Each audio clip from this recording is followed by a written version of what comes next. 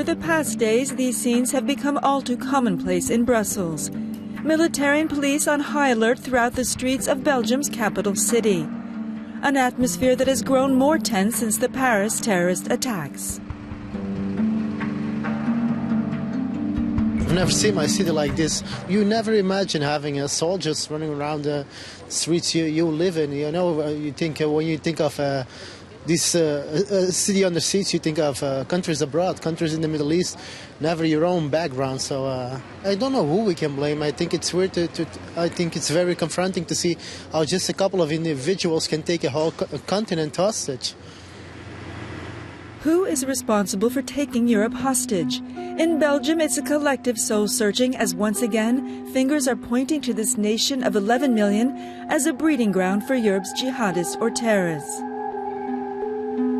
Terrorists behind the Paris attacks were the brothers Salah and Brahim Abdeslam, were both from Molenbeek, a city not far from the center of Brussels.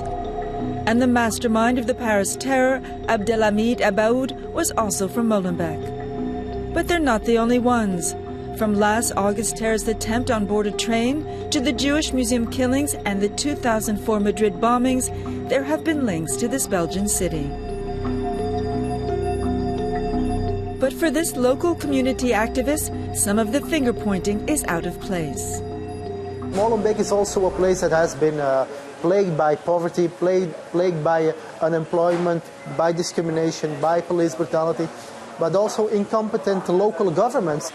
Many actors inside of Molenbeek have been complaining, have been putting these issues, have been trying to put these issues of poverty, of unemployment, but also of radicalization on the political agenda for decades, but nobody has been listening.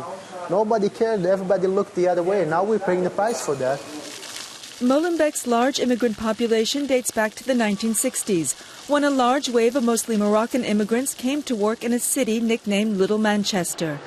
Today, the unemployment rate is 30%, and critics claim some of its population of 90,000 has grown increasingly religious and intolerant towards non-Muslims. But the big concern is, how did it get to this point? Why are some of the 500 Belgian jihadists who left for Syria either from Molenbeek or spent time here? Thierry Lampens is a Muslim convert. He's also a teacher and was head of the first Muslim school in Molenbeek, where 40% of the population is under the age of 18. Ce que moi je sens depuis 20 ans, c'est que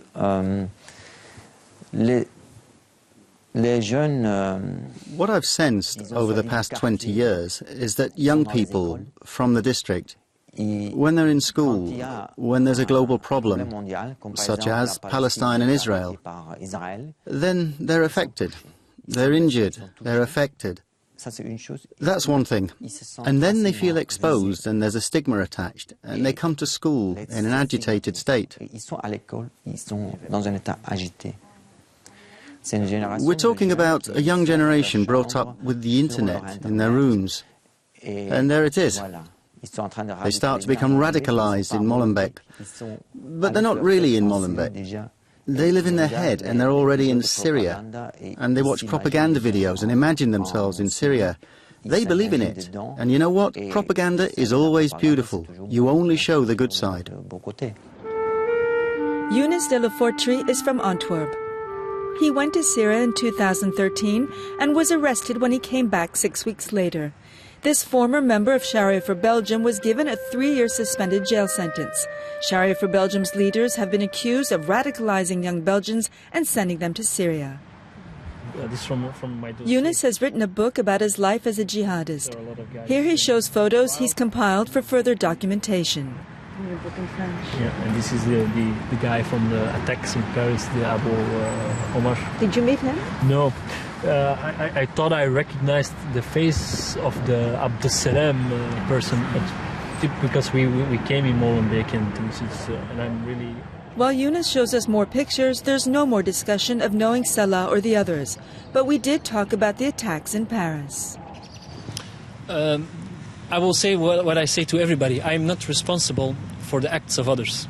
I'm not responsible for spilled blood everywhere in the world. Those guys who came here to attack what they say in the media are innocent people, they came here with a reason. or with a reason why. And the reason why is because they are attacking people in the Islamic world, in Syria, Iraq, Mali, in whatever country France for the moment is putting his hands in and his guns in.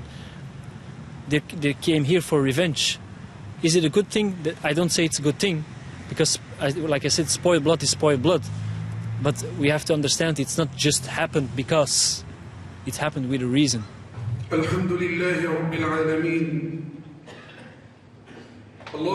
Friday's prayer at the Grand Mosque in Brussels. A time of prayer but also reflection for Belgium's Muslim population of over 500,000 as to how it got to this point. A few radicals turned terrorists using Islam in their name. And it doesn't stop there. The Brussels Grand Mosque has been criticized for being funded by Saudi Arabia, a country known for its very strict interpretation of Islam.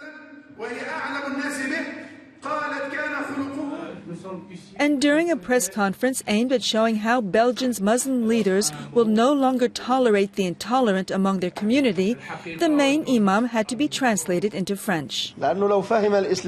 S'il avait vraiment compris l'islam, il n'aurait jamais commis ce genre d'acte. But for this imam, who's from Egypt, the main problem is not Saudi Arabia or languages, but of division. I've been to Molenbeek, and I've visited several mosques in Molenbeek, and I've preached a few times in Molenbeek, advising young people there and in other cities to maintain a tolerant and moderate Islam. But there are exceptions. There are people, above all, who are not informed officially by recognized religious institutions. And this is the point that everyone should take on board. They're informed by websites. They don't take my advice or guidance from others, because to them they're poisonous ideas, because to him, I'm not Muslim, because in his eyes, and all the imams in Belgium, we're not Muslims. For many Belgians, both within and outside the Muslim community, peeling back the layers of reasons as to why their country has produced or harbored so many of Europe's jihadists will take a long time.